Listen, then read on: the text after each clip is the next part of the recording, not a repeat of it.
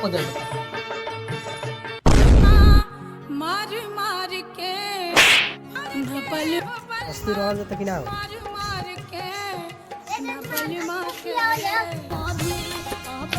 मड़वा में भीड़ भइले भारी बड़े रंगदार समधी सुर सलिल मन गोइया नानी मन होइया हो नानी मन गोइया नानी मन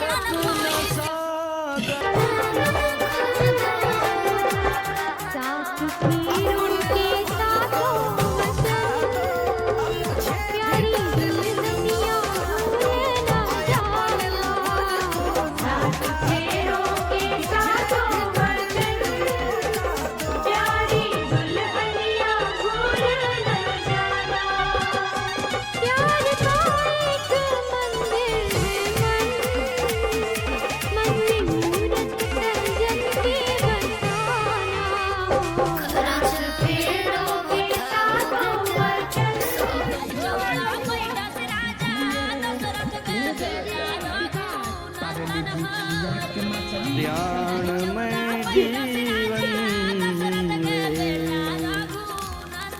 ब्रह्मा करे दीर्घा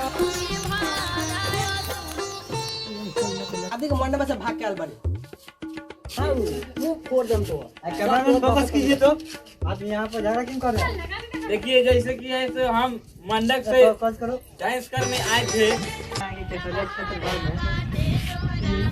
एक लड़का लवांडा से प्यार कर बैठा है। देखिए एक मिनट कैमरामैन फोकस कीजिएगा। जैसे कि ये हमारे जिगरी यार बचपन का, इसीलिए हम ये लड़की को छोड़ देने हैं। हम लवांडे साथ प्यार करते हैं। आप समझिए, आप यहाँ इनको ले जा रहे हैं अपना घर पे। चलिए आप जो करना है जो करिए आप।